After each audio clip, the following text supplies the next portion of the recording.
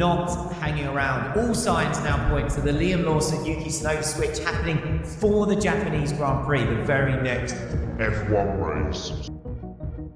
Sources have confirmed. Liam Lawson is out after just 2 races, and Yuki Tsunoda will take his place at Red Bull for the Japanese Grand Prix. Behind the scenes, a secret Dubai meeting, millions from Honda, and rising pressure inside the team. The second seat curse continues, but can Yuki finally break the cycle? Let's get into it. So it's the most cursed seat in modern Formula One, the Red Bull 2. It sounds like a dream job on paper. World Championship winning team, the fastest car on the grid, and the chance to battle alongside Max Verstappen. But for nearly a decade now, the other side of the Red Bull garage has resembled a revolving door of battered egos and unmet expectations. Why? Because that second seat is not just any seat. Max Verstappen isn't just fast, he's Max, the axis around which the entire Red Bull operation spins. Every engineer, every simulator session, every update, it's all designed with him in mind. And while that makes perfect sense for a generational talent, it also makes life hell for anyone trying to share the garage. What ends up happening is he has quite a unique driving style actually. It's not that easy to get along with. Alex Albon put it best in an interview when he described Max's driving style as eye-wateringly sharp. He compared it to turning the mouse sensitivity to the max in a video game. One twitch and you're flying off screen. That's what the Red Bull car feels like under Verstappen's preferences. As Albon explained, the car starts the season somewhat manageable. But as Max asks for more front-end grip, sharper turn-in, quicker response, the car becomes more and more of a precision scalpel. And for anyone who doesn't drive like Max, that's when the wheels start to fall off. Metaphorically and sometimes literally. I don't know if you guys play computer games at all, but if you bump up the sensitivity completely to the max, and you move that mouse and it's just darting across the screen everywhere, that's kind of how it feels. It becomes so sharp that it makes you a little bit tense. And so what ended up happening was, especially during my year, you start off being a little bit behind, but not by much. And then as the season goes on, Max wants this front end in the car. He wants his car to be sharper. And as it goes sharper and sharper, he goes quicker and quicker. And for you to catch up, you have to start taking a little bit more risk. The problem compounds fast. You're a few tenths behind Max, so you push a bit harder. Maybe you go off, maybe you crash. Now, your confidence takes a hit. Meanwhile, Max gets even faster, and the gap grows. Before long, you're not just fighting the stopwatch, you're fighting your own head. To make matters worse, drivers promoted from Red Bull's junior team, whether it was Toro Rosso, AlphaTauri, or now Racing Bulls, face an additional hurdle. The cars are just fundamentally different. The junior team builds cars with less aggressive aero, less grip, and less extreme front-end behaviour. So when these drivers jump into the Red Bull, they're not just switching teams, they're being dropped into a high-speed game they weren't trained to play. And when the game moves that fast, the spotlight gets hotter, the pressure mounts, and history tells us what comes next. This brings us to the long list of talented drivers who've taken a swing at that second seat, and how each one in their own way got chewed up and spat out. Let's take a look. So if the Verstappen-centric Red Bull car is a high-speed razor blade, then the Seat 2 is where hopefuls go to test if they can juggle it, blindfolded. And ever since Daniel Riccairdo left the team in 2018, no one has managed to keep their fingers intact for long. Ricciardo was the last man to truly thrive alongside Max.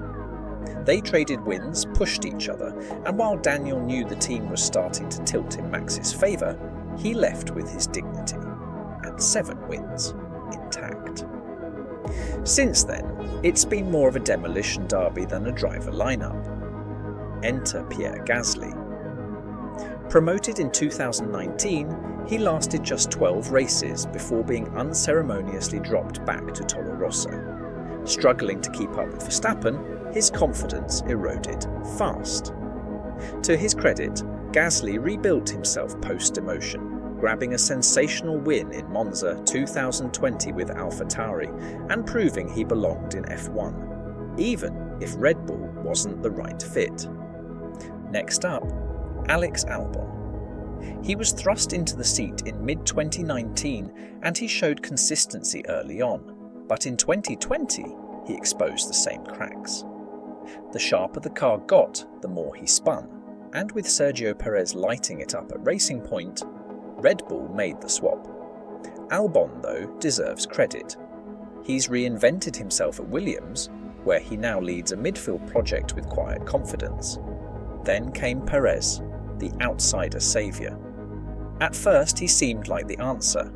Clutch wins in Baku and Monaco, crucial constructor points. But by 2023 and 2024, the inconsistency crept in. He'd either finish on the podium or not in the points. And with Max being Max, that margin just wasn't sustainable. His future, still unclear. What do they all have in common? They weren't slow, they weren't weak, they just weren't Max. And that, it turns out, is a brutal measuring stick. Which brings us to the newest name in the cycle, Liam Lawson. A talented young Kiwi handed the wheel in one of the most pressure-packed scenarios imaginable. Let's break down what happened during his brief, turbulent stint and why it ended as quickly as it began.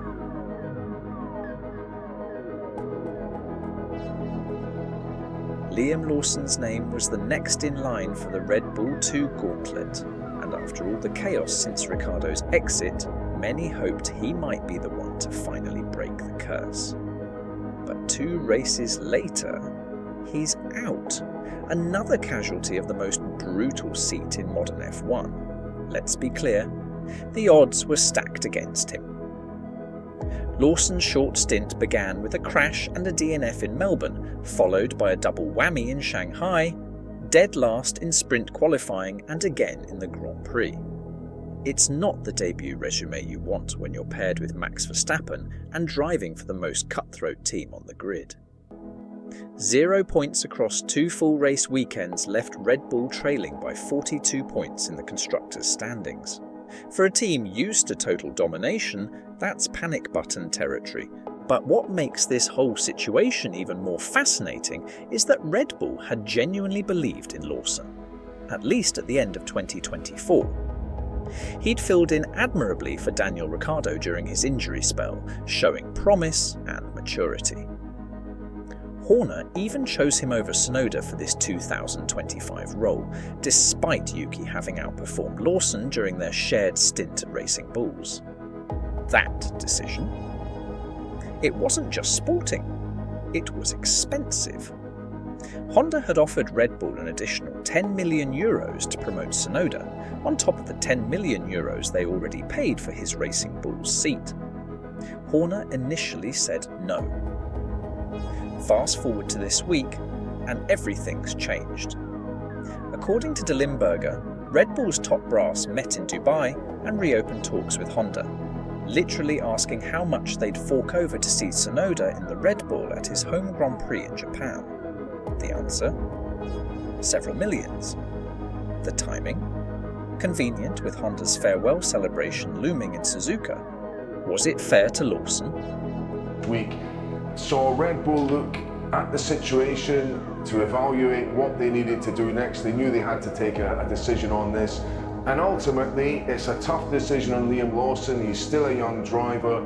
It's after only 2 races, but maybe it offers him the opportunity to regroup and come again. But that is what I expect to happen, this switch around. And Yuki Tsunoda, who many people thought would get the nod ahead of Lawson over the winter to drive the Red Bull alongside Max, is going to get that opportunity, as I understand it, at his home race.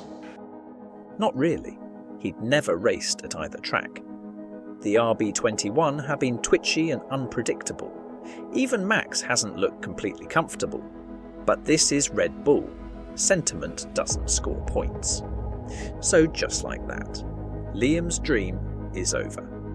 After Lawson's sudden exit, the spotlight shifts to Yuki Tsunoda, a familiar face, but now stepping into the most unforgiving role in Formula One.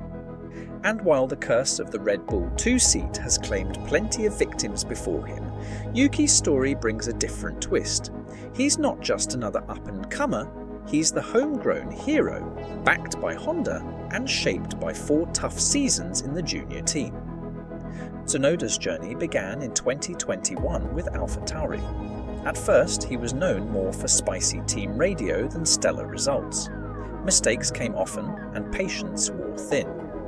But season after season, he grew sharper, more composed.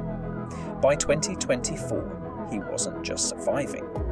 He was outperforming teammates, including Ricciardo and, yes, even Lawson. In total, Yuki has 89 Grand Prix starts under his belt and has steadily matured into a consistent midfield performer. Statistically, he hasn't set the world on fire. No wins, no podiums, but context matters. He's been driving a machinery that was never designed to fight at the front. What makes him a compelling option now is a cocktail of experience, resilience, and a generous helping of Honda backing. Honda's passion to see their star man race at Suzuka, their home turf, has been backed by millions in financial support. From Tokyo's show runs to a full-blown farewell celebration at Suzuka, Yuki's promotion is as symbolic as it is strategic. But this is where things get complicated. The RB21 is no AlphaTauri. The current Red Bull chassis, sculpted to Max Verstappen's hyper-sharp driving preferences, behaves like a weapon tuned for a single swordsman. Tsunoda's challenge isn't just the pressure of the big stage or the weight of Japanese expectations, it's learning to dance with a car that doesn't want to follow his rhythm. His test run in Abu Dhabi at the end of 2024 gave the team a taste of how he might adapt.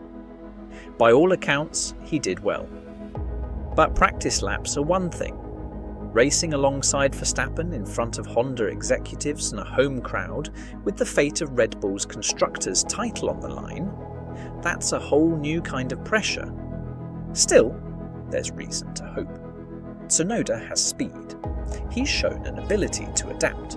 And perhaps most importantly, he now carries the calmness that comes from 4 seasons of being underestimated and constantly having to prove himself. The biggest test, though, will be how he handles the inevitable stumbles. Can he avoid letting the small mistakes snowball the way they did for Albon and Gasly? Can he find confidence in a car that demands absolute precision? Or will the RB21 claim another scalp? Red Bull's second seat isn't cursed, it's just brutally unforgiving. The car is built for one driver. The system rewards those who can swim upstream. But every now and then, a driver comes along who thrives in chaos, who doesn't just survive the Verstappen vortex, but learns to ride it. And now, it's Yuki's turn. Any thoughts on what's happened this week? The question is, can he hack it? Only time Suzuka and a few very tense Saturdays will tell. And just like that, the Red Bull 2 saga continues. Lawson's out, Yuki's in, but the challenge remains the same. Survive the Verstappen vortex. Will Tsunoda finally break the curse? Or is this seat destined to chew up every challenger who dares to try? Let us know in the comments who you think will end Red Bull's second seat nightmare.